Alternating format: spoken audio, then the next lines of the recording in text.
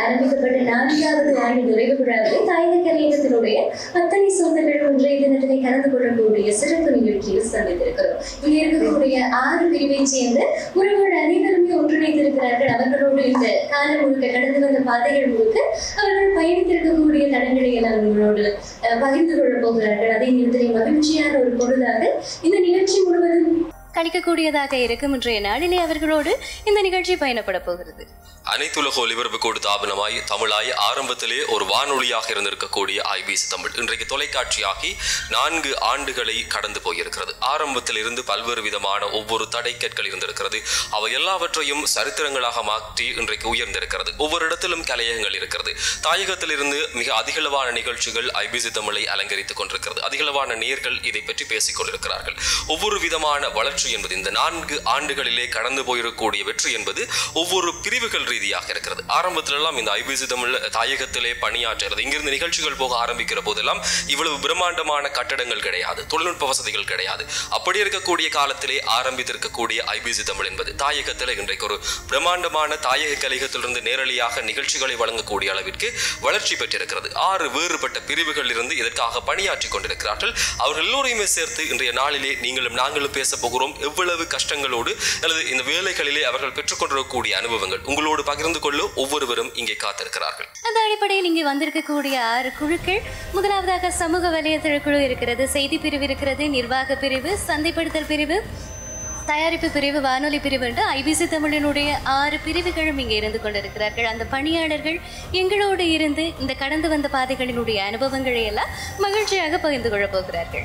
இந்த ஐபிசி தமிழை பொறுத்தவரையிலே இந்த வானொலிக்கு தான் வயசு கூட 22 ஆண்டுகளை இந்த மண்ணிலே உருண்டோடி கடித்திருக்கிறார்கள். பல்வேறு சிக்கலான காலகட்டத்திலும் கூட ஒரு காலகட்டத்தில் இந்த வானொலி கேட்பதை அல்லது அதுவும் குறிப்பாக ஐபிசி தமிழ் கேட்பதை யாரும் கேட்டுக்கொண்டால் அவர்களுக்கு வழங்கப்படக்கூடிய தண்டனை என்பது உயர்வாக இருந்திருக்கு. அந்த அளவு தூரம் தேசியத்தோடும் மண் சார்ந்தும் இந்த மக்கள் சார்ந்தும் சிந்திக்க ஆரம்பித்திருக்கக்கூடிய வானொலி அந்த துறையில் இருந்து ஆரம்பிக்க போகிறோம்.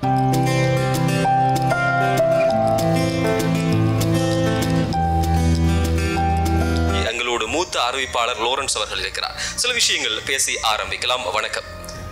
வணக்கம். இந்த ஐபிசி தமிழ் வானொலியிலே இப்பொழுது இருக்கிறீர்கள். தொலைக்காட்சி 4வது பிறந்த நாளை கொண்டாடி 4 ஆண்டுகளை நிறைவு செய்திருக்கிறோம். எப்படி உணர்ந்து கொள்கிறீர்கள்? ஒரு தொலைக்காட்சியினுடைய, அதாவது ஒரு ஊடகத்துறை என்கின்றதனுடைய வளர்ச்சி ஆண்டு கணக்குகள் அல்ல.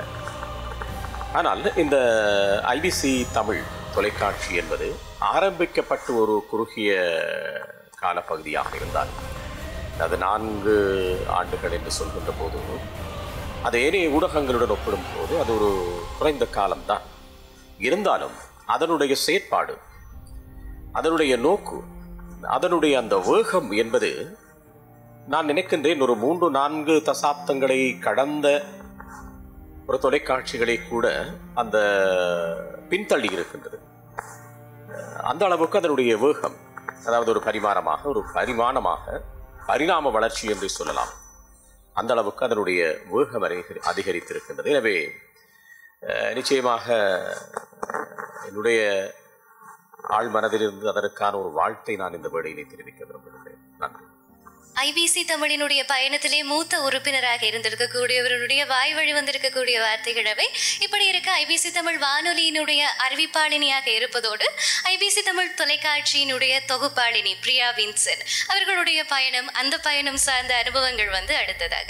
முதற்கண் இன்றைக்கு 4வது பிறந்த நாளை காணுகிற 4வது அகவையிலே காலடி எடுத்து வைக்கிற எங்கள் வீட்டு குழந்தை ஐபிசி தமிழ் தொலைக்காட்சிக்கு இனிமையான வாழ்த்துக்களை பதிவு செய்து கொண்டு இப்படி இருக்கிறது ஒரு துறையை நாங்கள் தேர்வு செய்தோமா அல்லது அந்த துறை எங்களை தேர்வு செய்து கொண்டதா என்பது போல இங்கே ஐபிசி தமிழை பொறுத்த வரைக்கும் இது ஒரு குடும்பம் தான். மாறாக இது ஒரு தொழில்துறையோ மற்ற எல்லாவற்றை காட்டிலேயும் இது ஒரு குடும்பம் அப்படி என்று சொல்வது தான் பொருத்தமாக இருக்கும்.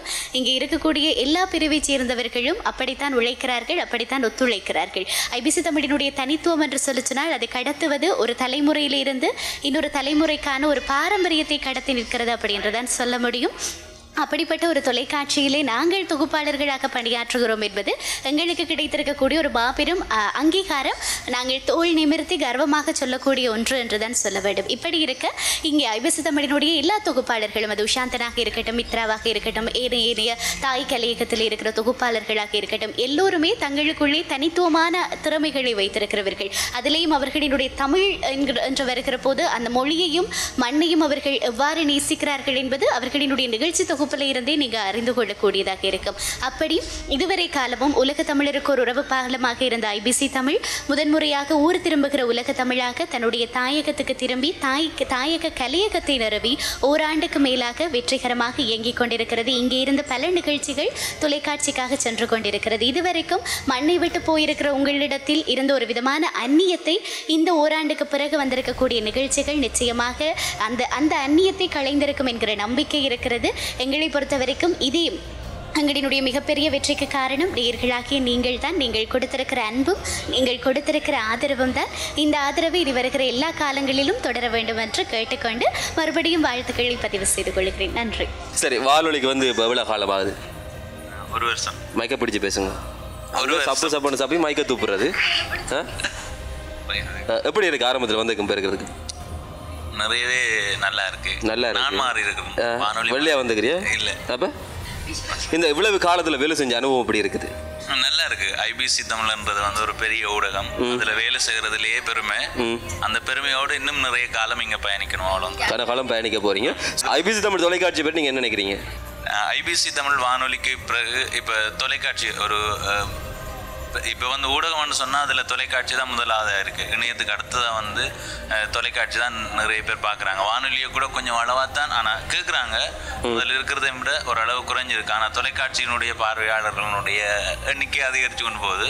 அந்த எண்ணிக்கைக்கு ஏற்ற மாதிரி எங்களுடைய நிகழ்ச்சி தயாரிப்புகளும் வந்து அதிகப்படுத்தி கொண்டு போனால் நல்ல அதே அதிகப்படுத்தல் இப்போ நிறையவே நல்ல நல்ல நிகழ்ச்சிகள் வந்து கொண்டு இருக்கு. எங்களுடைய தாயகம் சார்ந்த நீங்கள் செய்திருப்பீங்களே அந்த வணக்கம் தாயநாடு, அதெல்லாம் நான் 20 வயது பார்ப்பேன். மண் சார்ந்த நிகழ்ச்சிகளை உங்களுக்காக நாங்கள் தருவோம். எனவே அந்த மாதிரியான நிகழ்ச்சிகளை நீங்கள் வளமையாக பார்ப்பதை போலவே தொடர்ந்தும் பார்த்து உங்களுடைய ஆதரவுகளை வழங்க வேண்டும். புதிய ஆண்டிலே கால் பதிக்கிற ஐபிசி தமிழ் தொலைக்காட்சிக்கு எங்களுடைய வானொலி குடும்பம், அதே நேரத்தில் எங்களுடைய அன்பான பணியாளர்கள், அதே நேரத்தில் வானொலி கேட்கக்கூடிய எல்லார் சார்பாகவுமே வாழ்த்தி கொள்ளுகிறோம். நன்றி. இப்படி பெரிய மக்களுடைய வாழ்த்துக்களை தான் எதிர்பார்த்திருந்தா 5வது வருஷத்துல வந்து நீங்க தொலைக்காட்சி காட்டையும் வரணுமா? எல்லாம் பேப்பர் பார்க்குறாங்களோ இல்லையோ, நான் ஃபேஸ்புக் பார்க்குற காலம் இது. ஃபேஸ்புக் இல்லாட்டிக்கு இந்த சமூக வலைத்தளங்கள் இல்லாட்டிக்கு ஒரு காலை பொழுதே வந்து விடியாதுன்ற அளவுக்கு சமூக வலைத்தளத்தினுடைய தேவை அதிகரித்ததாக இருக்கிறது. சரி, மித்ரா சொன்னது போலவே இப்போ பெரிய பெரிய ஊடகங்கள் எல்லாமும் சமூக வலைத்தளங்கள்ல தான் தங்களை எந்த அளவுக்கு மக்களிடத்துல கொண்டு சேர்க்க வேண்டும் என்று சொல்லி முயற்சி செய்து கொண்டிருக்கிறாங்க. காரணம், அதிகப்படியான மக்கள் புழக்கம் இருக்கிறது இந்த சமூக வலைத்தளங்கள்ல தான். ஆக மொத்தம் ஐபிசி தமிழினுடைய எல்லா பணிகளை பொறுத்த வரைக்கும் இந்த சமூக வலைத்தளம் என்பது மிக மிக முக்கியம். அப்படி பார்க்க போனா இந்த நிகழ்வுகளையும் சமூக வலைத்தள பிரிவுக்கு பொறுப்பாக இருக்கிறவர்கள் மிக முக்கியமானவர்கள். அந்த வகையில் மிக நீண்ட காலம் நம்மோடு பயணிக்கிற சகிராஜோடு அவருடைய அனுபவ பயணம் பற்றி நாங்கள் கேட்க போகிறோம்.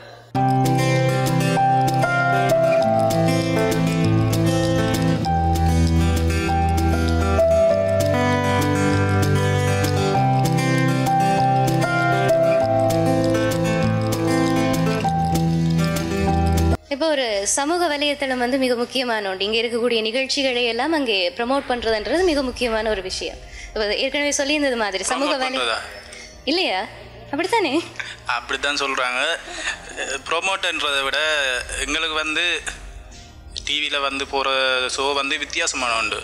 இப்போ இந்தியா அந்த சேனல்களை எடுத்து பார்க்கல எங்கண்ட இது வந்து எங்கண்ட அதாவது இளம் சார்ந்த பிரச்சனைகளை கதைக்கிறது ஒன்றா தான் இருக்குது. அதால் புலம்பெயர் தேசத்தில் வந்து எங்களுக்கு எங்கள்கிட்ட ப்ரோக்ராம் பார்க்குறதுக்கண்டே ஒரு கொஞ்சம் பேர் இருக்கிறாங்க. ஏனெண்டா இப்போ யூடியூப்பாக இருக்கட்டும், ஃபேஸ்புக்காக இருக்கட்டும், அதில் பார்க்குறவங்க கூடுதலாக புலம்பெயர் தேசத்தாக்கள் தான். அவங்கள்ட்ட கொமெண்ட்டும் அப்படித்தான் வரும். இப்போ இந்தியா சேனல்களோட ஒப்படைகள் எங்கள்கிட்ட வந்து வித்தியாசமானோட இருக்கும். சமூக வலைதள பிரிவை பொறுத்த வரைக்கும் அவங்களுக்கு நேரம் காலம் எல்லாம் கிடையாது. இரவு 12 மணி என்றாலும் அவங்க வேலை செய்ய வேண்டும். திடீரென்று ஒரு நியூஸ் வந்துட்டு உடனே அந்த நியூஸை யார் முதல்ல முந்திக் கொண்டு தங்களுடைய வலைத்தளத்தில் யார் கொடுக்கிறார்கள் என்பது மிக மிக முக்கியமானது. அப்படி பார்க்க போனால் திலீப்பை வந்து நாங்கள் கட்டாயம் சொல்லியாக வேண்டும். இந்த நீந்து விட்ட பிள்ளைன்னு சொல்லுவாங்க தானே, அந்த மாதிரி ஐபிசி தமிழினுடைய அலுவலகத்துக்கு வேண்டி, அதுவும் தாயக கலையகத்துக்கென்று அதிகமான நேரங்களை செலவிட்டு இருக்கிற ஒரு பிள்ளையா நாங்கள் திலீப்பை பார்க்குறோம். நிறையவே எங்களுடைய ஒரு குடும்பமாக பயணிக்கிற ஒருவர். திலீப்போட அம்மா சொல்லியிருக்கிறா வீட்டை வந்து திலீப் மறந்துட்டு அப்படின்னு. ஆகையினால கட்டாயம் நாங்கள் கேட்டாக வேண்டும், ஐபிசி தமிழ் குடும்பத்தோடு உங்களுடைய பயணம் அப்படி இருக்குது திலீப்? உண்மையாக என்னுடைய பொறுப்பு வந்து படத்தொகுப்பு என்றபடியால் மதியத்தில் வேலை செய்கிறத விட எனக்கு வந்து இரவையில் வந்து படத்தொகுப்பு வேலை செய்கிறது வந்து இலகுவாக இருக்கும். அதனால தான் நான் மேக்ஸிமம் வந்து ஆஃபீஸில் வந்து நைட்டில் இருந்து ஃப்ரீயாக வேலை செய்கிறது. பட் அது செகண்ட் ஃப்ளோரில் வந்து கொஞ்சம் நாய்ஸ் கூட இருக்குது. அடிக்கடி நிறைய ஆட்கள் வந்து போகிறபடியால் நிறைய சத்தங்கள், அதால் எடிட்டிங் வேலை வந்து நிறைய டிஸ்டர்ப் ஆகும். அதெல்லாம் நான் மேக்ஸிமம் வந்து நைட்டில் இருந்து எனக்கு தேவையான ஃபுட்டேஜ் எதையும் எடுத்து ஃப்ரீயாக இருந்து நைட்டில் எடிட் பண்ணலாம். அது தனியாக வேலை செய்ய ஒரு இன்ட்ரெஸ்ட்டாக எடிட்டிங்கை பொறுத்த வரைக்கும் தனியாக நின்று ஃப்ரீடமாக ஒர்க் பண்ணுறது தான் எல்லா எடிட்டர்ஸும் மேக்ஸிமம் விரும்புவாங்க. நான் மட்டும் இல்லை, எல்லா எடிட்டர்ஸும் மேக்ஸிமம் தனியாக இருக்கிறத விரும்புவாங்க எடிட்டிங் வேலை செய்யுங்க. ஸோ அதை தான் நானும் இருந்து செய்கிறேன் நினைக்கிறேன். இப்படி இருக்கதான் பக்கத்தில் இருந்து கனிஷ்டனை பற்றி கேளுங்க சொல்லுவான், கனிஷ்டனை பற்றி கேளுங்க சொல்லுவான், திரும்ப திரும்ப ஒரு ஆள் கேட்டு இருக்கிறேன். கனிஷ்டனை பற்றி யாராவது சமூக வலைத்தளத்தில் இருந்து சொல்ல விரும்புறீங்களா? கனிஷ்டன் வந்து இந்த அலுவலகத்தை பொறுத்த வரைக்கும் அங்கே எல்லாருக்கும் ஒரு செல்ல பிள்ளை அப்படின்னு தான் சொல்ல வேண்டும். ஆள் தான் பார்க்கறதுக்கு பென்சிலுக்கு பேண்ட் சட்டை போட்ட மாதிரி இருப்பார் ஒழிய அவரோட வேலையெல்லாம் கடும் திறமா இருக்கும். அந்த கெட்டிக்காரர் ஒருத்தர் கனிஷ்டன். சொல்லுங்க கனிஷ்டன், உங்களுடைய அனுபவ பகிர்வு. சில நேரம் பெரியாக்க வந்து பிங்க் கலர் பவுடர் பூசுவா, அப்போ நான் அதை இலவாக்கணும். சில நேரம் மித்ராக்கா அது என்னென்னு சொல்ல பேப்பர் கலரில் பூசுவா, அதை நான் கொஞ்சம் ஜெலவாக்கி மனிதர்கிட்ட தன்மையை கொண்டு வரணும். அப்போ தான் நான் பார்க்குறவங்க அவ்வளோதான்.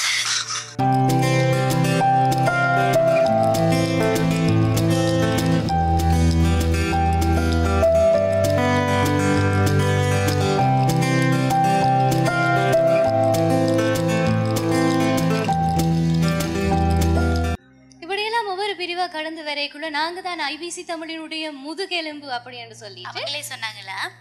சொல்ல சொன்னவ முதலே வந்த போதே சொல்ல சொல்லிட்டேன். சரியில்ல தானே நிரஞ்சனன்னு. அப்ப சொல்லிக் கொண்டு திரிகிறார்கள் வந்து தங்கள்கிட்ட வரட்டும் அப்படின்னு கேட்டிருக்கணும்.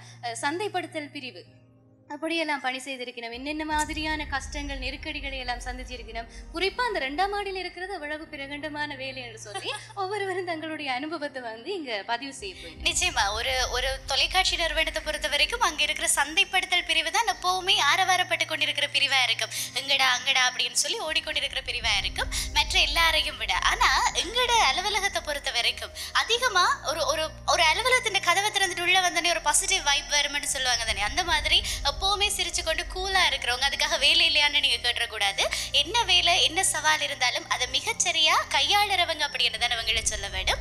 அப்படிப்பட்டவங்கள்ட்ட 1-2 வார்த்தை நாங்க கேட்க போறோம். மிக முக்கியமா இதுல வந்து நிரஞ்சனான்னு ஒருத்தங்க இருக்கிறாங்க. அவங்க எப்படி என்று சொல்லிச்சுன்னா, இந்த உறவு பாலம் நிகழ்ச்சி உங்களுக்கு தெரியும், நிறைய பேரினுடைய வரவேற்பு பெற்ற ஒரு நிகழ்ச்சி.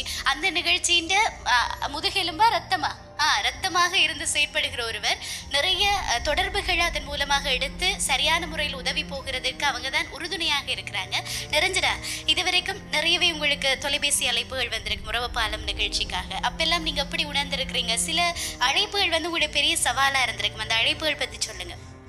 உறவு பாலத்துக்கு வந்து ஆஃபீஸில் இருக்க தவிர வீட்டில் போய் நிற்க நிறைய கால்ஸ் வர்றது. அப்போ இரவில் வரைக்கும் சம்டைம்ஸ் மிட் நைட்டில் எல்லாம் கால் பண்ணுவாங்க. சில நேரம் அது கதைக்க வேண்டியும் இருக்கும். அப்படியான சவால்கள்லாம் கூடுதலாக நான் இந்த உறவு பாலம் கால்ஸில் நான் எதிர்நோக்கி இருக்கேன். மற்றது கால் பண்ணுறவங்க வந்து சில நேரம் நல்லா கதைப்பாங்க, சில நேரம் தங்களோட மூட வச்சு என்ன பேசியும் இருக்கிறாங்க. அது எல்லாத்தையும் சமாளித்து நான் இந்த உறவு பாலம் ப்ரோக்ராமை கண்டினியூ பண்ணி கொண்டிருக்கிறேன். சந்தைப்படுத்தல் துறையை பொறுத்த வரைக்கும் இன்னொரு முக்கியமானவர் இருக்கார். அவர் பார்க்கத்தான் கடுகு மாதிரி இருப்பார். கடுகு சிறிதானாலும் காரம் பெரிதுன்னு சொல்லுவாங்க தானே, அந்த மாதிரி இவருடைய வேலைகள் இருக்கு. கிட்டத்தட்ட சந்தை பிரிவில் வந்து இவர் மார்க்கெட்டிங் மேக்னெட்னு சொல்ற அளவுக்கு அவருடைய திறமை வேலையில இருக்கு. தொலைபேசியை பார்க்குறோம், இந்த மேசையை பார்க்குற போது இத்தனை கையெடுக்க தொலைபேசிகள் எல்லாமே இருக்கு. என்னென்னு சொன்னால் அந்த அளவுக்கு கிளைண்ட் அதிகமாக இருக்கு நம்ம நினைக்கிறேன் இல்லையா நிரஞ்சன? இந்த வினோதனை பற்றி சொல்லும் போது நாங்கள் இன்னொரு விஷயத்தையும் கட்டாயம் இங்கே சொல்லியாக விடும். தனக்கு கிடைச்ச பல்கலைக்கழக அனுமதியே விட்டு போட்டு ஐபிசி தமிழுக்காக உழைக்கிறவர்னா பார்த்துக்கோங்க. அவ்வளவு ஆத்மார்த்தமான பிணைப்பு ஐபிசி தமிழோட இருக்கு. ஏற்கனவே பிரியா சொல்லி இருந்தது, உங்களுக்கான பாராட்டுகள் அந்த அளவுக்கு குவியுது. இதையாவது ஏற்றுக்கொள்வீங்களா இல்லை புகழ்ச்சி பாராட்டு எல்லாம் பிடிக்காது? எனக்கு ஆரம்பத்தில் வந்து நான் போய்க்கல ஒரு மரியாதை இருக்கையில் வெளியில் வந்து இருந்து எவ்வளோ நேரமாக வந்து காத்து கொண்டு இருந்தால் போகிறது. இப்போ நாங்கள் போனோடனே கதவை திறப்பாங்க, அப்படி ஒரு இது ஒன்று இருக்குது. ஆரம்பத்தில் வந்து கஷ்டப்பட்ட நாங்கள் இப்போ வந்து கொஞ்சம் சுகமாக இருக்குது.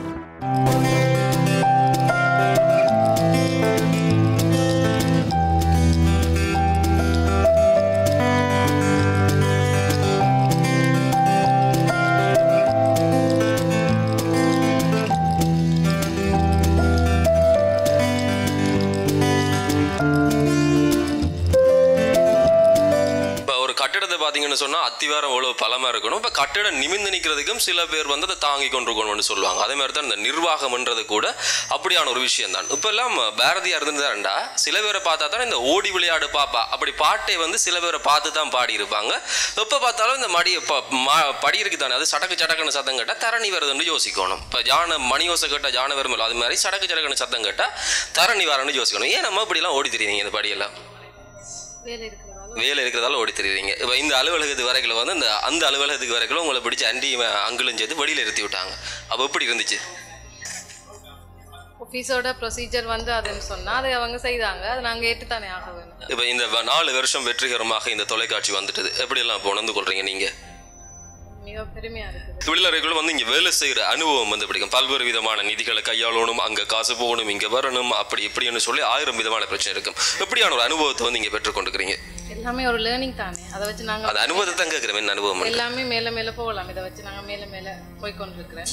ஸோ அது அந்த ஆப்பர்ச்சுனிட்டியை தந்த ஐபிசி தமிழுக்கு நான் சில வேலை கஷ்டமாக இருக்குது அப்படின்னு சொல்லி யோசிச்சதே இல்லை. அந்த மாதிரி இல்லை, எதை கொடுத்தாலும் இலகுவாக செய்திருவாங்க. அதான் இரும்பு பெண்மணின்னு சொல்லி எல்லாருமே சொல்லக்கூடிய ஒரு விஷயம் தரணிக்காக மட்டும்தான் இருக்குது. அதே மாதிரி தான் இந்த கட்டிடம் வந்து இவ்வளவு உயரமாக எழுந்திருந்தாலும் கூட கட்டிடத்துக்கு கூடிய ஒவ்வொரு பகுதிகளும் வந்து மிகச்சிறப்பாக இன்று வரையும் இருக்கிறது.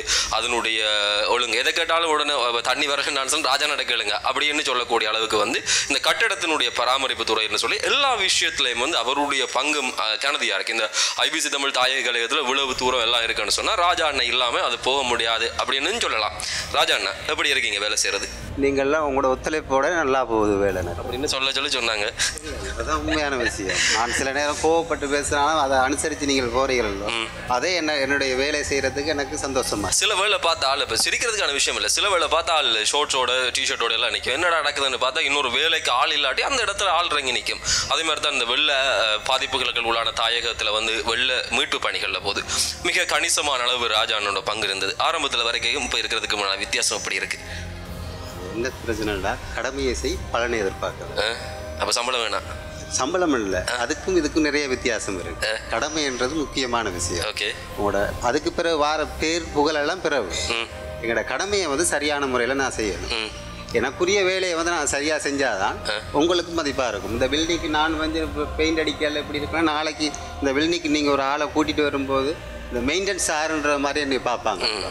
அப்போ நான் எப்படி இதை வச்சிருக்கிறேன், நல்லா வச்சிருக்கிறேனோ அது உங்களுக்கு தான் அந்த பெருமை. இப்போ வரைக்குள்ள ராஜானா நீங்கள் சில எதிர்பார்ப்போட வந்திருப்பீங்க. இங்கே வந்த பிறகு சில மாதிரி இருந்திருக்கும். எப்படி எதிர்பார்ப்போட வந்தீங்க வரைக்கும்? நான் எந்த ஒரு எதிர்பார்ப்போடையும் இங்கே வரையில. என்னுடைய வேலையை செய்யணும், இதுதான் எனக்குரிய வேலைன்னு எனக்கு தெரியும். அதனுடைய வேலையை நான் செய்வேன். இப்போ திருப்தியாக இருக்கா?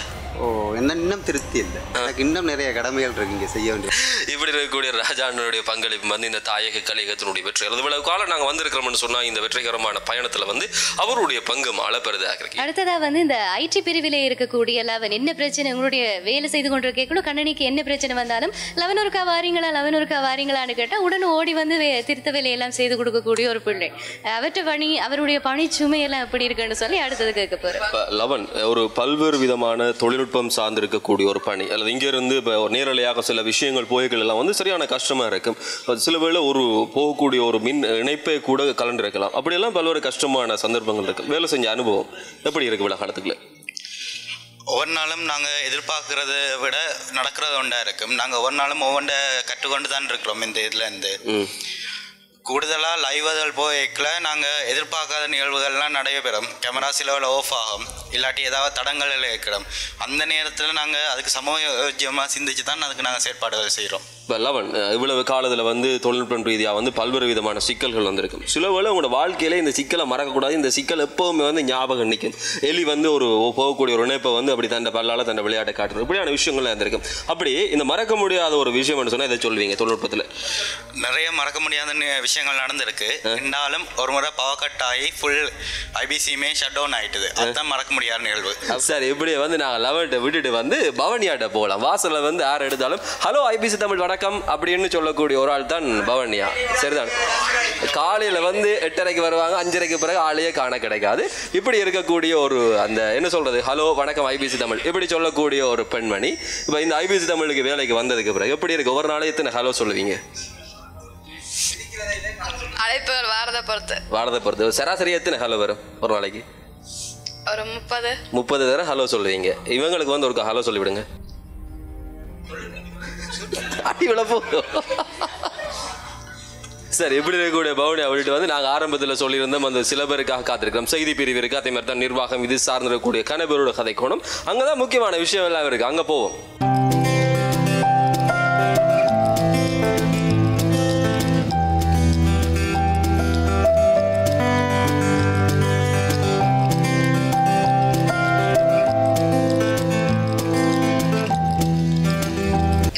சமூகத்தில் நாட்டில் நடக்கிற பிரச்சனையெல்லாம் நாங்கள் தான் உடனுக்குடனே கொண்டு போய் சேர்க்கிறோம் அப்படின்னு சொல்லிட்டு செய்தி பிரிவினுடைய முகாமையாளராக இருக்கக்கூடியவர் நான் சிவசிதம்பரம் கிருபா வந்து அடுத்ததாக வந்து தன் அனுபவத்தை பகிர போகிறேன். செய்தி பிரிவு என்று தாண்டி ஊடகம் என்றது ஒரு சமூக பொறுப்பான ஒரு விடயம். அதில் வந்து செய்தி பிரிவுன்றது மிக முக்கியம். அதே போன்று நமது ஐபிசி தமிழ் குடும்பத்தில் நிதி நிர்வாகம், அதே போன்று தயாரிப்புத்துறை, சந்தைப்படுத்துறை, அதே போன்று தயாரிப்புத்துறை ஒன்று பல்வேறு பிரிவுகளும் ஒட்டுமொத்தமாக ஒன்றாக இயங்கி வருகிறோம். இந்த செய்தி பிரிவுன்றதை பொறுத்தவரை நிச்சயமாக இந்த ஐபிசி தமிழ் வானொலி தொடங்கியது தொட்டு தொடர்ச்சியாக இருந்து வரும் ஒன்று. நிச்சயமாக அதில் காத்திரமான செய்திகளை, எங்களது தமிழ் தேசியம் சார்ந்த செய்திகளையும் தமிழ் தேசிய இனத்தின் இருப்புகள் அதன் தொடர்ச்சியான நீடிப்புகளுக்கும் வழிவகை செய்யும் வகையில்தான் மது செய்திகள் தொடர்ந்தும் வழங்கப்பட்டு கொண்டிருக்கிறது. ஆரம்பத்தில் வந்து ஒரு செய்தி வாசிப்பாளராக இருந்து கொண்டு ஒவ்வொரு துறைகளிலிருந்து அந்த காலத்துலையும் தெரியும். அப்போ ஒவ்வொரு துறையிலிருந்து ஒரு செய்தி பிரிவினுடைய முகாமையாளர் வரையும் வளர்ந்துக்கிறீங்க. இந்த துறையில் இருக்கக்கூடிய அனுபவம் ஐபிசி தமிழ் வரைக்கும் உங்களை எதிர்பார்ப்போடு வந்திருப்பீங்க. எப்படி தான் இங்கே இருக்கும் அப்படின்னு சொல்லி எப்படி எதிர்பார்ப்போடு இங்கே வந்தீங்க? இலங்கையை பொறுத்தவரை ஊடகம் என்றது வந்து இந்தியா போன்று, தமிழகத்தை போன்று ஒரு அரசியல் மயப்படுத்தப்பட்டதாகத்தான் இருக்கிறது. பெரும்பான்மை ஊடகங்களாக நான் ஏற்கனவே இன்னும் ஒரு ஊடகத்தில் பணியாற்றியிருந்தேன். அந்த ஊடகத்தின் பணியாற்றிய 5 ஆண்டுகளும் இதன் அனுபவம் அவ்வாறு தான் இருந்தது. அரசியல் மயப்படுத்த ஒரு கட்சி சார்ந்ததோ அல்லது ஒரு தரப்பட்ட அதாகவே அவர்களின் நிர்வாகம் இருந்திருக்கு. ஆனால் ஐபிசி தமிழுக்கு நான் இணைந்தது முதல் ஒரு பக்கச்சார்பற்ற வகையில் மக்களுக்கான செய்திகளை மக்கள் சார்ந்து கொடுக்கக்கூடிய அனைத்து வித தடங்கலமன்றிய வாய்ப்புகள் வந்து எனக்கு கிடைச்சிருக்கு. இப்போ செய்தியை பொறுத்தவரையில் வந்து தொலைக்காட்சி இருந்தால் காணொலி வரணும், அதே மாதிரி தான் வானொலியாக இருந்தால் சிலருடைய குரல் பதிவுகள் வரும், அதில் இணைக்கப்படணும், பிரதிகள் எடுக்கப்படணும். இப்படிலாம் கடைசி நேரத்தில் எல்லாத்தையும் செய்து முடித்தாலும் சில வேளை சிலது வந்து குளறுபடி செய்திடும். அப்படி எப்போ ஆச்சு வந்து உங்களுக்கு அந்த மறக்க முடியாமல் அந்த கடைசி நேரத்தில் வந்து காலவாரி வரும்னு சொல்லுவாங்க, அப்படியே சம்பவம் நடந்திருக்கு? தொழில்நுட்பம் வந்து இருந்தால் இப்போ மனிதன் போன்று இயந்திரங்களும் வந்து சில சைட் சப்போர்ட்டுகளோட இயங்குது. மின்சாரம், அது சார்ந்த மென்பொருளாக இருக்கலாம், வன்பொருளாக இருக்கலாம். இவ்வாறான பிரச்சனைகள் வந்து வந்திருக்கு. ஆனால் சில நேரம் அதனால் செய்திகள் தடைப்பட்ட சந்தர்ப்பங்களும் இருக்கிறது. இப்படி தான் இன்னும் ஒரு ஆள் ரொமி, செய்தி ஆசிரியர் ரொமி ஜோதினி ஜெபரட்டம் சொல்லி ஒரு காலத்தில் இங்கே இருக்கக்கூடிய வானொலிகள் எல்லாம் கேட்டுருக்கக்கூடிய ஒரு ஆளுக்கு வந்து இப்போ பக்கத்தில் இருந்து அல்லது அவங்களோட கூட இருந்து வேலை செய்கிற அனுபவம் இருக்குது. செய்தி பிரிவு என்று பற்றி ஒரு 10 வசனம் சொல்லுங்கள். செய்தி பிரிவு என்பது முதல் இருக்கிற அனைத்து ஊழியர்களோட ஒத்துழைப்போடு தான் அது ஒரு செய்தியை தரமான முறையில் கொடுக்க முடியும். ஒரு ஊழியரால் மட்டும் அவர் இதை செய்ய இயலாது. அதுலயும் உஷாந்த மாதிரி ஒரு ரீடர் வந்தா பெரிய கஷ்டம். 3 இன்னும் இருக்கு. FM நியூஸை பொறுத்தவரையில அண்டி வந்தாண்டா எந்த கரைச்சலும் இல்லை. ஆனா அங்களோட முரண்பட்ட சந்தர்ப்பங்கள் நிறைய இருக்கு. 6வது வசனம் பாருங்க, 6வது 5 முடிஞ்சு எந்த நியூஸை கொடுத்தாலும் அவங்களுக்கு ஒரு திருப்தி படுற மனநிலையே இல்லை. 7வது வந்து எவ்வளவு செய்தாலும் சில வேளையில மேலிடத்துல பேச்சு பண்றாங்க. 8வது சாப்பிட்றதுக்கு நேரம் இல்லை. ஐயோ 2 வாசல் சோறு சாப்பிடுவீங்களே நீங்க? சாப்பிட்றதுக்கு நேரம் உங்க நேரம் கொடுக்கல, நீங்க சாப்பிட்ற நேரம் பார்த்தா அப்படியா? நேரம் இல்லை, அவ்வளோ வேலை. 2 கையாலே சாப்பிட்டு பார்க்கலாமே. மற்ற லீவ் இல்லை. லீவ் இல்லையா? 9 சொல்லிட்டீங்க, 1 கடைசி அவ்வளவுதான். 1 ஒரே ஒரு வசனம், அவ்வளவுதான்.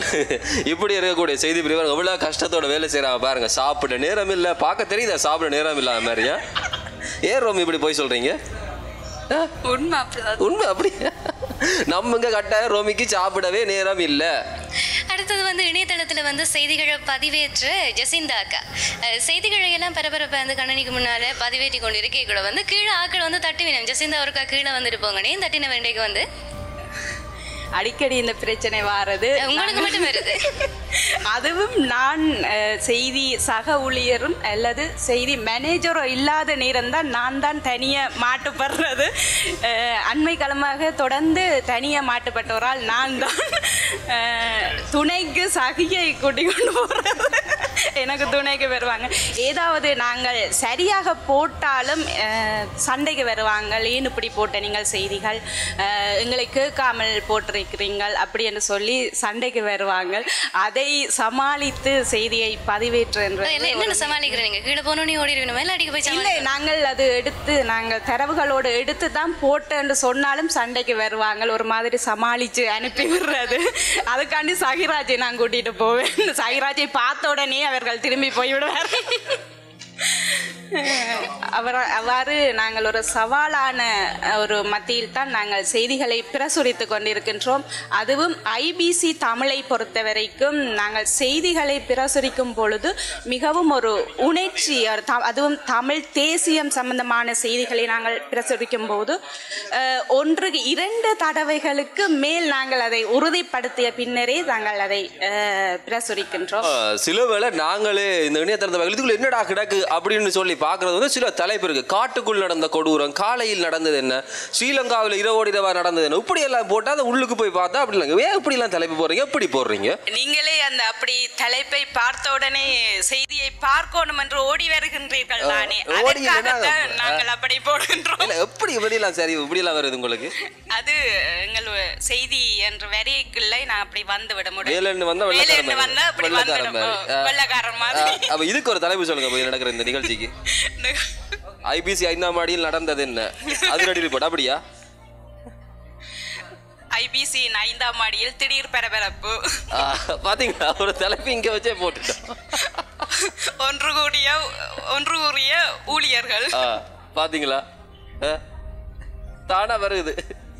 அதே மாதிரி தான் இந்த ஐபிசி தமிழ் தாயகத்திலிருந்து நிகழ்ச்சிகளை கொடுக்க தொடங்கினது இன்று வரையும் இருக்கக்கூடிய இன்னும் ஒரு ஆள் தான் கிரி. ஆரம்பத்தில் இந்த வணக்கம் தாய்நாடு நிகழ்ச்சியினுடைய படத்தொகுப்பாளர் இருந்து இன்னைக்கு அப்படியே செய்தி பிரிவுக்கு ஆள் அப்படியே கொடுத்துருக்கிறோம். ஆரம்பத்தில் வரை கிரி அந்த சுதுமலையில் ஒரு வீட்டில் வச்சு இந்த படத்தொகுப்பு எல்லாம் செஞ்சோம். அப்போ என்னென்ன பொருள்லாம் இருந்துச்சாங்க? கம்ப்யூட்டர் இருக்கு தான் எல்லா இடத்துல. எத்தனை இருந்துச்சு? அப்போ தொடங்கிய ஒரு கம்ப்யூட்டர், ஒரு கேமரா, ஒரு பைக். இந்த மூன்றோட தான் யாழ்ப்பாணத்தில் இந்த ஐபிசி தமிழனுடைய படப்பிடிப்புகள் இந்த வேலைகள்லாம் ஆரம்பமாக இருக்கு. இப்போ எப்படி இருக்கு வேலை சம்பந்தமான 3 வருஷங்களை தாண்டி வந்திருக்கிறோம். அனுபவம் எப்படி இருக்குது? நார்மலாக போயிட்டு இருக்கு. சரி, அப்படியே அமைதியாக முடிச்சிட்டார். சரி,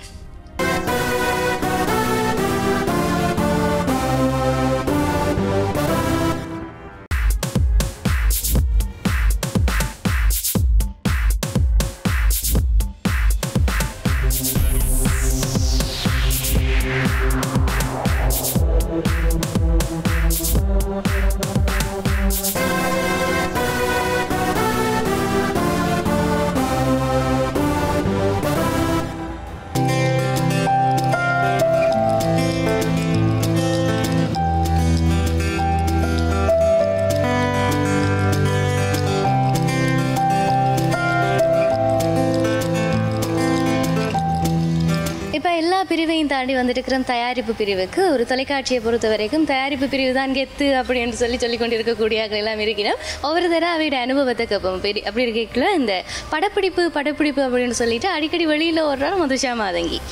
அந்த வெளிக்கடை பிடிப்புக்கெல்லாம் மும்முரமாக நின்று செயற்படக்கூடிய ஒரு தயாரிப்பாளராக இருக்கக்கூடியவர். அவர்கிட்ட வந்து அவர் கடந்து வந்திருக்கக்கூடிய அனுபவங்களை எல்லாம் கேட்போம்.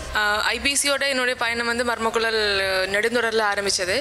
தொலைக்காட்சியில் வேலை செய்கிற நேரம் 2 வகையான ஒன்று வெளியிலும் படப்பிடிப்புகள் இருக்கும், உள்ளக படப்பிடிப்பும் இருக்கும். எனக்கு வந்து ஓரளவு கிடைச்சது வந்து வெளியில் போயிட்டு மேற்கொள்கிற படப்பிடிப்புகள். என்ன ஓரளவு இங்கே மக்களின் வாழ்க்கை முறைகளையும் அவன் என்ன எக்ஸ்பெக்ட் பண்ணினோம், கேமராவுக்கு முன்னுக்கு அவை என்ன விஷயங்களை எக்ஸ்போஸ் பண்ணினோம்ன்ற விஷயங்களையும் இந்த ட்ராவலிங் ஊடாக எனக்கு ஐடென்டி பண்ணக்கூடியதாக இருந்தது. மீடியா இந்த ஃபீல்டில் நான் வந்து எனக்கு அவ்வளோ எக்ஸ்பீரியன்ஸ் எல்லாம் கிடையாது எனக்கு. ஸோ நான் இதுக்குள்ளே வந்து நிறைய விஷயம் லேர்ன் பண்ணி கொண்டிருக்கிறேன்னு நிற்கிறேன். ஸோ எனக்கு இது ஒரு சான்ஸ் ஐபிசியில் வந்து மீடியா சார்ந்து நான் படித்து கொள்கிறதுக்கு. எனக்கு இந்த ஆப்பர்ச்சுனிட்டிக்கு தேங்க்ஸ். அண்ட் ஐபிசி இன்னும் அதிகமான ஒரு பயணத்தை மேற்கொள்ள வேணும், நிறைய விஷயங்களை வந்து ஆவணப்படுத்தி கொள்ளணும், நிறைய விஷயங்களை மற்றவங்களுக்கு சொல்லிக்கொள்ளணுன்றதை என்னுடைய விருப்பமாக அதில் தெரிவித்துக்கொள்கிறேன். நன்றி. அப்படி மதுஷா மாதங்கி தன்னுடைய கருத்தை வந்து இப்படி சொல்லி இருக்கு. அடுத்ததாக மகிந்தன் அண்ணன், நீங்கள் ஒளிப்பதிவாளர், கியூசி பார்த்து பொறுப்பாக எல்லாத்தையும் அனுப்புறது அப்படின்னு சொல்லிட்டு தன் வேலையிலையெல்லாம் பரபரப்பாக இயங்கி கொண்டிருக்கக்கூடிய அவற்றை அனுபவத்தை வந்து அடுத்ததாக பகிர போகிறேன். வணக்கம். முதலில் 4வது வருடத்தை கொண்டாடும் ஐபிசி தமிழுக்கு தாயகத்திலிருந்து எங்களுடைய வாழ்த்துக்கள். எங்களுடைய அனுபவங்களை சொல்லப்போனால் இன்று நாங்கள் ஐபிசிக்கு வந்து 2 வருடங்கள் ஆகின்றன. தாயகத்தில் 2 நிகழ்ச்சிகளோடு ஆரம்பித்து இன்று தாயகத்தில் 6 நிகழ்ச்சிகளை தாயகத்திலிருந்து அனுப்பி கொண்டிருக்கின்றோம். அந்த வகையில் என்னென்ன சிலமே, சக்கரவேகம், தீர்ப்பாயம், இந்த 3 நிகழ்ச்சிகளிலும் நான் கலந்து கொண்டிருக்கின்றேன். நாங்கள் நாங்கள் ஆரம்பத்தில் வந்ததை விட இப்போது நாங்கள் வந்து நிறைய விஷயங்களை கற்றுக்கொண்டிருக்கிறோம். இன்னும் நிறைய விஷயங்களை நாங்கள் கற்றுக்கொள்ள இருக்கின்றோம். அதற்கு வந்து இங்கே நாங்கள் தயாரிக்கின்ற எங்கள் ஒவ்வொரு நிகழ்ச்சிகளும் வந்து எங்களுக்கு புது புது அனுபவங்களையும் புது இடங்களையும் எங்களுக்கு கற்றுத்தருகிறது. அடுத்தது வந்து ஒரு சிறந்த படத்தொகுப்பாளர் டிரோஷன் அழகரட்னம் வந்து எல்லாரையும் வந்து படத்தொகுப்பில் அழகாக தெளிவாக எல்லாம் காட்டி கொண்டிருக்கு. அந்த துறை சார்ந்த அனுபவத்தை இப்போ எங்களோட பகிர்ந்து கொள்வேன். முதல்ல ஐபிசி தமிழ் 4வது வருட போட்டிக்கு ஐபிசி தமிழுக்கு முதல்ல வாழ்த்துக்களை தெரிவித்துக் கொள்ளணும்னு நிற்கின்றோம். அந்த வகையில் நான் இங்கே ஒரு எடிட்டராக ஒர்க் பண்ணி கொண்டிருக்கிறேன். 2 இயர்ஸாக இங்கே எடிட்டராக ஒர்க் பண்ணி கொண்டிருக்கிறேன். இதில் ஒரு எடிட்டராக இருக்கிறது எனக்கு பெருமையாக இருக்குது. ஒரு ஐபிசி தமிழ் குடும்பத்தில் ஒரு எடிட்டராக இருக்கிறது ஒரு பெருமையாக இருக்குது. அதே நேரத்தில்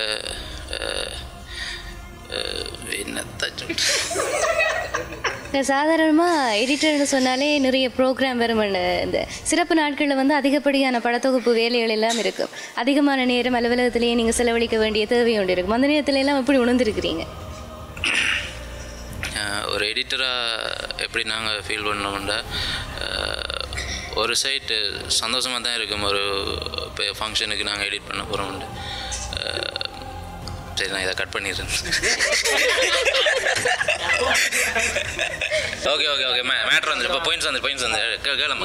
சிறப்பு நிகழ்ச்சிக்காக உங்களுடைய நேரத்தை செலவிடுறதா வந்து நான் பதிவுகளை பார்க்கக்கூடியதாக இருக்குது. அப்படி இரவிரவாண்டு என்ன மாதிரி வேலையெல்லாம் போகுது, என்ன செய்கிற நீங்கள்? என்னென்னா எங்களோட ப்ரொடக்ஷன் டீம் வந்து அவ்வளோத்து ஹார்ட் ஒர்க் பண்ணுவாங்க.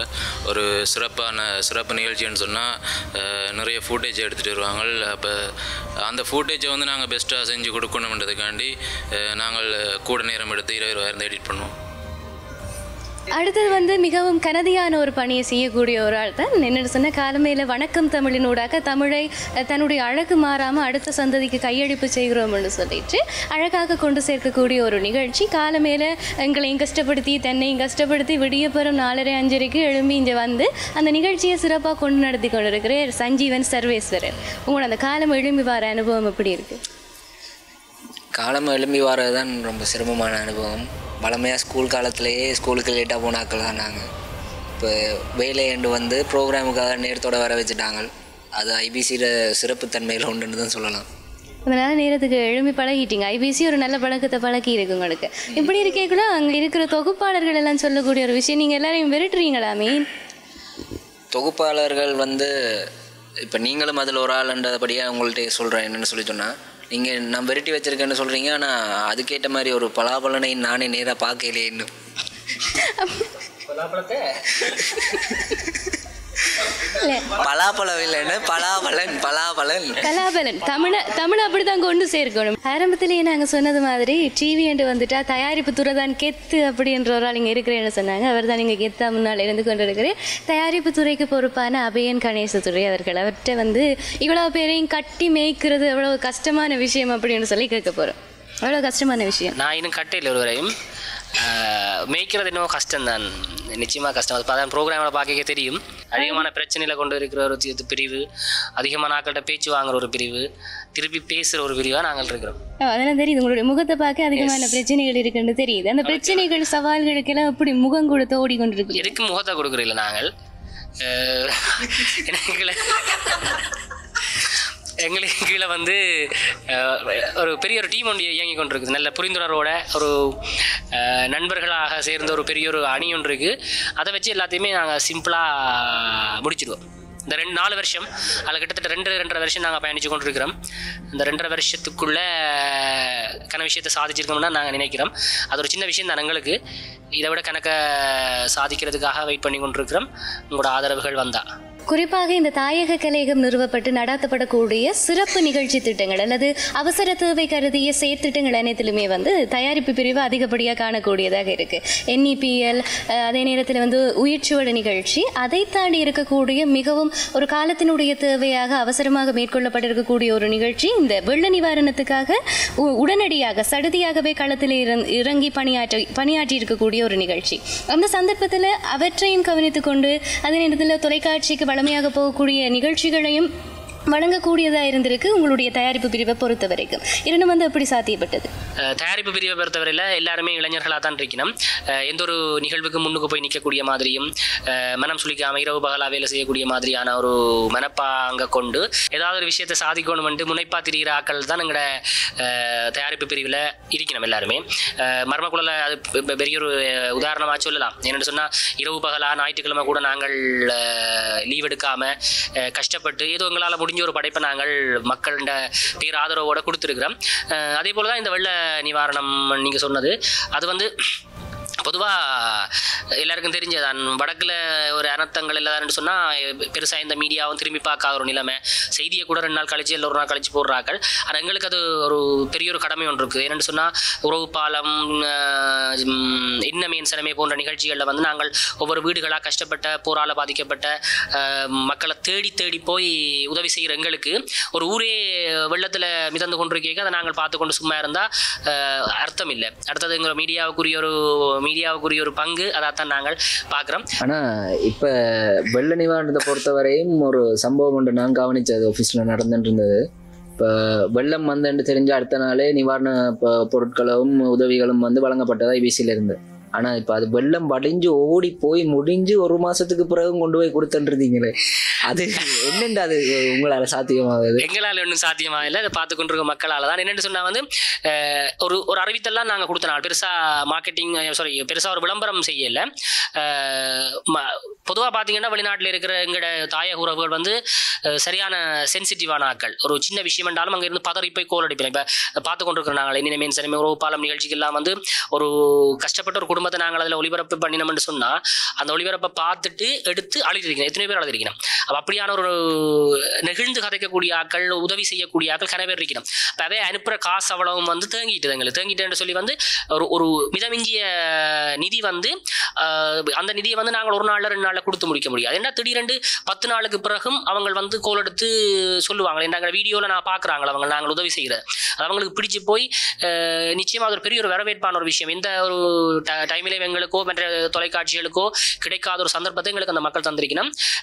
நாங்கள் நீங்கள் சொன்ன மாதிரி வெள்ளம் முடிஞ்சு ஒரு மாதத்துக்கு பிறகு கூட அரிசி மூட்டைகள், நுழம்பு, அதற்கு தேவையான இதுகள் ஆரம்பத்தில் அவசரமான உதவிகளை கொடுத்தனாங்க. பேருந்து நுழம்பு திரிகள், படிப்பு உபகரணங்கள், அப்படியான விஷயங்களை கொடுத்தனாங்க. நிச்சயமாக அது மக்களுக்காகத்தான், அது மக்கள் செய்த உதவியை நாங்கள் திரும்ப மக்களுக்கே செஞ்சதான். அது மட்டும் இல்லாமல் தொடர்ந்து 4 திசைகளும் தன்னை வியாபித்திருக்கின்ற இந்த IBC தமிழ் தொலைக்காட்சிக்கு தொடர்ந்து பல்லாண்டு ஆண்டுகள் எல்லா இடங்களிலும் எங்களுடைய தமிழர்களுடைய வீரத்தை, வரலாறை, அவர்களுடைய திறமைகளை, கலைகளை விதைக்க வாழ்த்து சொல்லி IBC தமிழ் தாயக கலையகத்தின் தயாரிப்பு அணி சார்பாக வாழ்த்துக்களை தெரிவித்துக் கொள்கிறேன். நன்றி. IBC தமிழ் தாயக கலையகத்தினுடைய ஒட்டுமொத்தமான இயக்குனராக இருந்து கொண்டிருக்கிறீங்க. உங்களோட பணி எப்படி இருக்கு? இந்த இயக்குனராக எப்படி உணர்றீங்க? நிச்சயமாக இது ஒரு சவாலான பணி என்றால் உங்களுக்கு தெரியும், ஒட்டுமொத்த தாயகத்தின் படைப்புகளும் இந்த கலையத்தின் ஊடாகத்தான் தயாரிக்கப்பட்டு வழங்கப்பட்டு கொண்டிருக்கின்றது. மிக பொறுப்பான ஒரு பணியாகத்தான் நான் இதை கருதுகின்றேன். இன்றைக்கு IBC தமிழ் தொலைக்காட்சி வந்து 4வது அகவையிலிருந்து 5வது அகவைக்கு காலடி எடுத்து வச்சிருக்கு. இந்த சந்தர்ப்பத்தில் அடுத்த புதிய அகவையில் வந்து என்ன மாதிரி IBC தமிழ் ஒளிபரப்பு? நாலாபுரம் சிதறி வாழும் எங்கள் தமிழ் உறவுகளுக்கு எதிர்பார்ப்புகளுக்கு அமைய எவ்வளவு நாளும் செயற்பட்ட எங்களுடைய IBC தமிழ் குழுமம் எதிர்வரும் காலங்களிலும் உங்களுடைய எதிர்பார்ப்புகளை 100% பூர்த்தி செய்யும் என்ற நம்பிக்கையில் எங்களுடைய நிறுவனத்திற்கும் எங்களுடைய நிறுவன குழுமத்திற்கும் எங்கள் நிறுவன தலைவர் சார்ந்த அனைத்து பணியாளர்கள் சார்பிலும் வாழ்த்துக்களை தெரிவித்துக் கொள்வதில் பெருமகிழ்வு அடைகின்றோம். நன்றி. IBC தமிழ் நிறுவனத்தினுடைய பிரதம நிறைவேற்று அதிகாரி நுராஜ் டேவிட் அவர்களுடைய வார்த்தைகள் வழியாக IBC தமிழ் என்கின்ற இந்த ஊடகத்தினுடைய நெடுந்தூர பயணம் இந்த உலகம் முழுவதும் பரவி வாழுகின்ற 77 மில்லியன் தமிழர்களை ஒரே புள்ளியில் பயணிக்க வைப்பதற்காக, ஒரே கோணத்தில் பார்க்க வைப்பதற்காக, ஒரே சிந்தனையுடன் அவர்களை ஒருமித்து நிற்க வைப்பதற்கான இந்த நீண்ட பயணத்தின் 4வது வருட பூர்த்தியில் இந்த நாளில் நாங்கள் சந்தித்து நிற்கின்றோம். எங்களுடைய நேயர்களுக்கு இந்த நேரத்தில் நான் நன்றியும் அவர்களை பாராட்டவும் அவர்களுக்கு ஆத்மார்த்தமாக நன்றி கூற கடமைப்பட்டிருக்கின்றேன் என்று கூற வேண்டும். ஏனென்றால் அவர்கள் இந்த 4 வருட காலங்களாக எங்களை பாராட்டி, உற்சாகப்படுத்தி, எங்களை நெறிப்படுத்தி, நாங்கள் தவறுவிடுகின்ற சந்தர்ப்பங்களில் எல்லாம் எங்களை அவர்கள் உரிமையுடன் கூடிய கண்டனங்களை, கண்டிப்புகளை வெளிப்படுத்தி இந்த பாதையில் சீராக பயணிப்பதற்கான அத்தனை ஒத்துழைப்புகளை அவர்கள் வழங்கியிருக்கின்றார்கள். அவர்கள் எங்களுக்கு வழங்கியது போன்ற ஆதரவை ஈழத்தமிழர்கள் வேறு எந்த ஊடகங்களுக்கும் வழங்கியிருக்க மாட்டார்கள் என்று நான் நம்புகின்றேன். இந்த நாளிலே கூறி வைக்க விரும்புகின்றேன். நன்றி, நன்றி, வணக்கம்.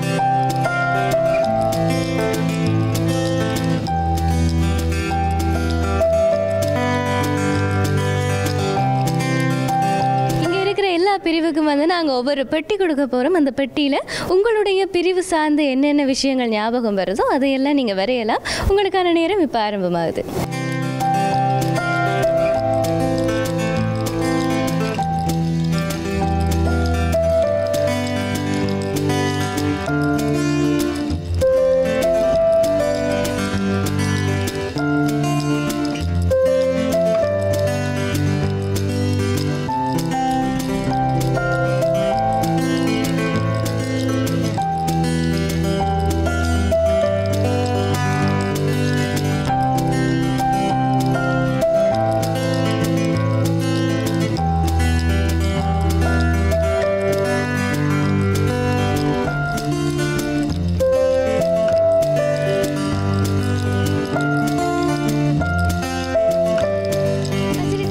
பெட்டிகளையும் கொண்டு வந்து இங்கே இருக்கக்கூடிய இந்த மேசையில் எல்லாரும் அடுக்கலாம்.